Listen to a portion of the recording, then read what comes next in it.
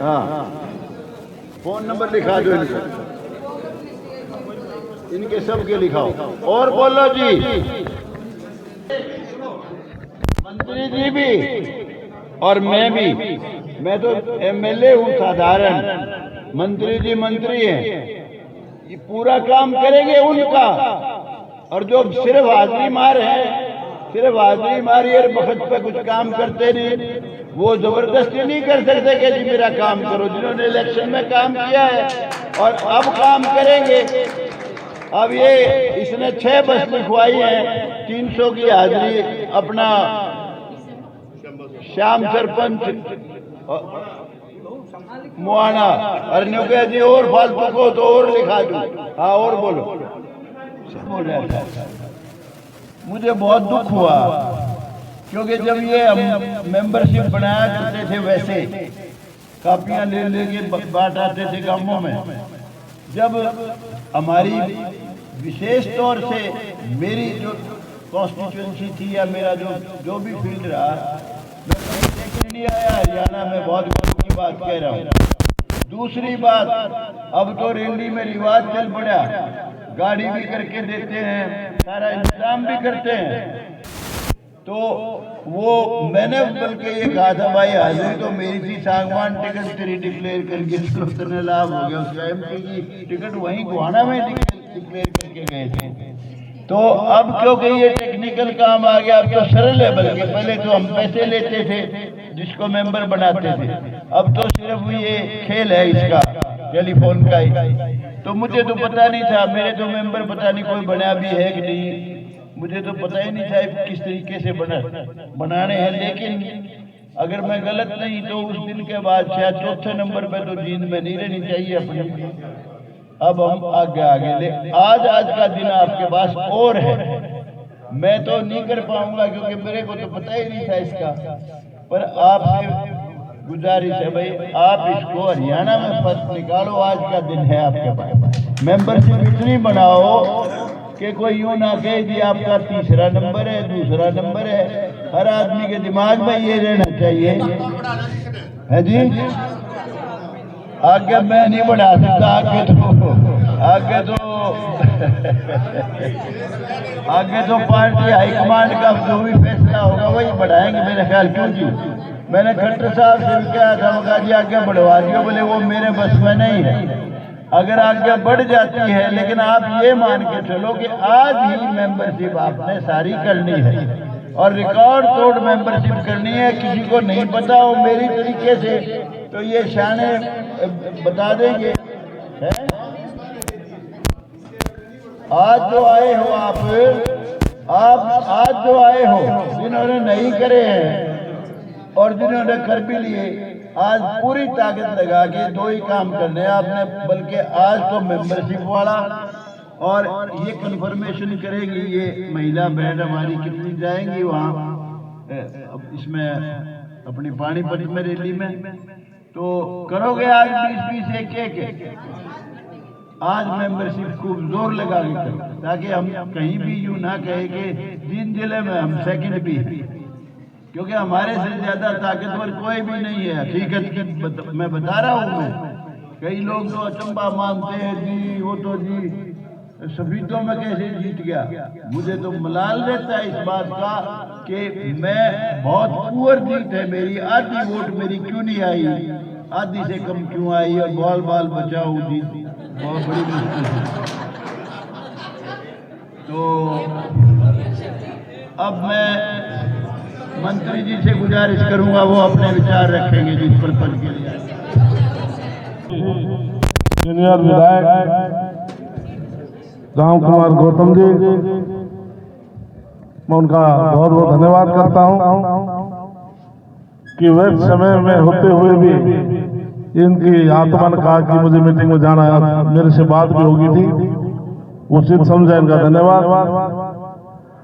मेरे छोटे भाई कलीराम पटवारी जो मेरे साथ राव जी अध्यक्ष गर्ग साहब, हमारे चेयरमैन साहब आए, स्वागत है। कलीराम पटवारी जी, विजयपाल सिंह जी, भाई हरीश शर्मा जी मंडल अध्यक्ष, कृष्ण जी मंडल अध्यक्ष, और तीसरे राम कुमार रामफल मंडल अध्यक्ष, बहन कविता जी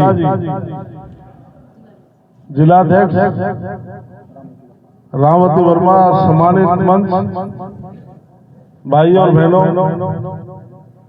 आज की जो मीटिंग थी इसका मेन उद्देश्य हमारे गौतम साहब ने विस्तार से और बहन कविता शर्मा ने बताया। आज का उद्देश्य 9 तारीख को पानीपत में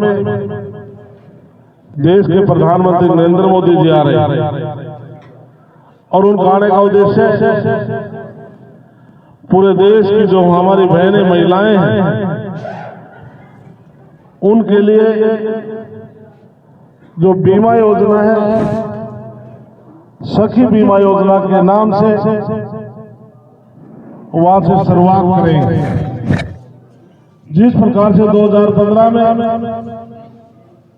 नरेंद्र मोदी जी पानीपत में आकर आह्वान किया था कि बेटी बचाओ बेटी पढ़ाओ, कई भाई बहने सोचते होंगे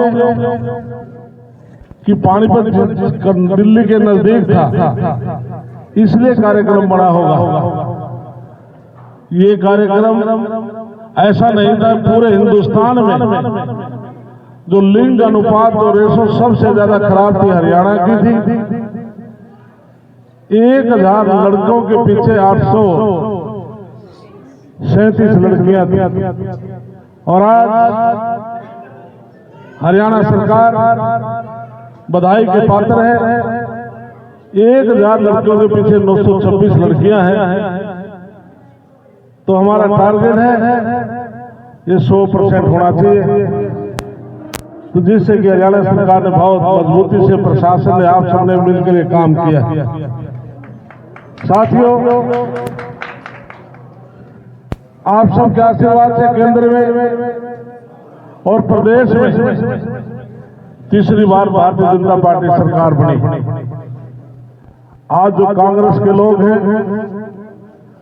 और इस सदमे में भूपेंद्र सिंह हुड्डा जो बयान देता है, रणदीप सुरजेवाला जो बयान देते हैं, अनाप शनाप बयान देते हैं, पत्रकार हमारे से गौतम साहब से पूछते हैं, हम तो 1 सेकंड में एक बात कहकर समाप्त कर देते हैं कि कांग्रेस के लोग अभी सदमे में, सदमे से बाहर नहीं आए हैं।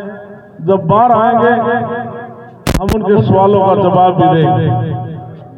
तो आप बधाई के पात्र हैं सभी भाई और बहनों कि आप सबने मेहनत करके हमारे राम कुमार गौतम जी को बहुत मजबूती से आपने चुनाव जिताया और भारतीय जनता पार्टी की सरकार बनाने में विशेष योगदान। हम गौतम साहब चाहे विधानसभा में, चाहे विधानसभा से बाहर हैं, अपने इलाके की मजबूती से आवाज उठाते हैं। प्रदेश हित की कोई बात होती है तो विधानसभा में बगैर हिचकिचाहट के खड़े होकर अपनी बात ये अवश्य कहते हैं। इसलिए वो विधानसभा सौभाग्यशाली होता है जिनका विधायक विधानसभा में अपने विधानसभा की आवाज उठाए और उसमें आपके विधायक बहुत मजबूती से आपके इलाके की आवाज उठाते हैं। बहनों और भाइयों, कि आज नायब सैनी हमारे मुख्यमंत्री हैं, बहुत सूझबूझ वाले शरीफ मुख्यमंत्री हैं। प्रदेश की जनता ने उनको अडॉप्ट किया, इसलिए आज प्रदेश में भारतीय जनता पार्टी सरकार बनी। साथियों, सरकार बनने के बाद हमारी जिम्मेवारी बनती है कि हम संगठन को मजबूत करें, सरकार की जो नीतियां हम जन जन तक पहुंचाएं और जो पार्टी हमारी ड्यूटी लगाती है हम निष्ठा से उसको निभाएं। जैसे गौतम साहब ने आप सबसे बगैर किसी दबाव से आपसे पूछा कि जो साथी बहनें बस लिखवाना चाहता है लिखवाएं। 59 बसें लिखी गई कई साथियों ने आज मेरे सामने भी लिखाई। मेरा सबसे केवल एक अनुरोध है कि जो सरकार ने फैसला किया है कि कौन से विधानसभा से जो टारगेट जो दिया था उससे भी बढ़कर आई है, और मैं समझता हूं सफीदो विधानसभा जो टारगेट जो दिया गया था, विधायक जी की मंशा थी, हमारी भी थी कि 2000 बसें महिलाएं हमारी बहनें अवश्य आए, लेकिन उस टारगेट को बढ़ाकर लगभग 1000 ऊपर करने आप जा रहे हैं, इसलिए आप बधाई के पात्र हैं। तो इसके लिए केवल बस में कोई सहयोगी, कोई हमारा वरिष्ठ कार्यकर्ता उसमें 1-2 तो बैठ सकता है, लेकिन उसमें महिला के लिए वेहिकल इंचार्ज भी आपने बनाई होगी और उसके अंदर बैठेगी, और बहनों के लिए उनके नाश्ता खाने का प्रबंध भी हम सब ने कर रखा है। आपको किसी प्रकार की कोई दिक्कत नहीं आएगी, और सफीदों तो बिल्कुल नजदीक है, हम सबसे नजदीक हैं, इसलिए भी हमें कोई आसानी से हम जा सकेंगे। तो पूरी ताकत के साथ आपने वहां पर पहुंचना है। 12 बजे का समय है, इसलिए सुबह जल्दी तैयार होकर 12 बजे तक आप वहां पर पहुंच जाए। वहां पर व्यवस्था बहुत अच्छी हमने की है, किसी प्रकार की आपको दिक्कत नहीं आएगी। दूसरा, विधायक जी ने जो कहा कि आज सदस्यता का आखिरी दिन है और उसमें जो भी भाई बहनें बैठे शाम तक आप अपने अपने वार्ड में, गांव में जाकर के सदस्यता को भी पूरा करने का काम करें। इसमें 50 लाख हरियाणा प्रदेश का हमारा टारगेट था, जिससे कि सभी विधायक मंत्रियों को 20,000 का टारगेट दिया था।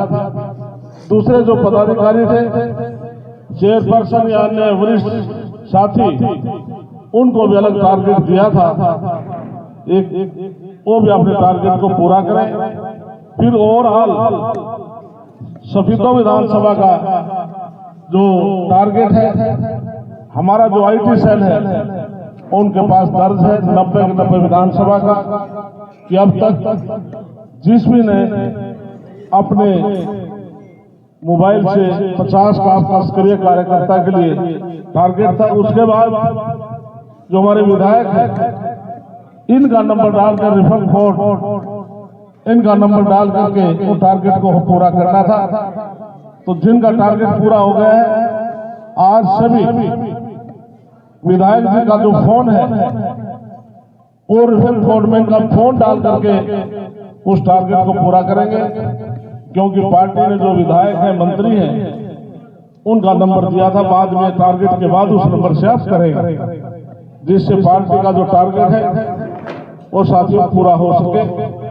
तो इसलिए आज पॉलिटिकल बात की बजाय केवल इसी काम के लिए आपके बीच में आए थे। लेकिन भारतीय जनता पार्टी बनने के बाद नायब सैनी जी ने 100 दिन का अपना रोड मैप तैयार किया है। सभी विधायक और मंत्रियों ने भी 100 दिन का रोड मैप तैयार किया कि 100 दिन में क्या करेंगे। जैसे कि मेरा पंचायत डिपार्टमेंट, माइनिंग डिपार्टमेंट मेरे पास है, कि मैंने अधिकारियों की मीटिंग लेकर के 100 दिन के रोड मैप में कुछ शुरुआत की है। मैंने 100 आओ जी अध्यक्ष जी, डोल साहब, सुरेंद्र जी आओ जी, मदन जी, प्रभारी जी उठाओ भी, मदन जी आज साहब। उसमें जैसे मैंने सबसे पहले 1000 गांव लिए हैं। 1000 गांव में हम ई लाइब्रेरी खोलने जा रहे हैं, और 1000 गांव में पंचायत विभाग, जो हमारी बहनें हैं, महिलाएं हैं, इनके लिए हम सांस्कृतिक केंद्र हम खोलने जा रहे हैं। और 1000 गांव में हमने तय किया है कि जो गांव की जो फिरनी है हम उसको पक्का करेंगे और उस पर स्ट्रीट लाइट लगाएंगे। और पूरे हरियाणा प्रदेश में 19,000 तालाब हैं, जिसमें मेरे विभाग ने फर्स्ट फेज में हमने 6,000 तालाब लिए हैं। हम उनका सुधारीकरण करेंगे। उस तालाब का जो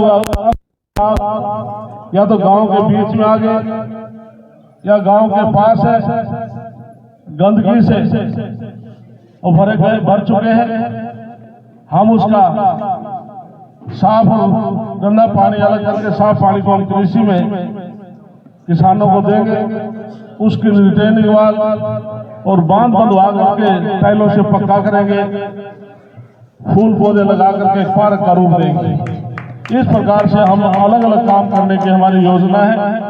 तो इसलिए मैं तो आपके गुलाम से यही अपील करता हूं कि आप 9 तारीख को सभी हमारी बहनों को इकट्ठा करके सम्मान के साथ हमारे साथी सहयोग करेंगे।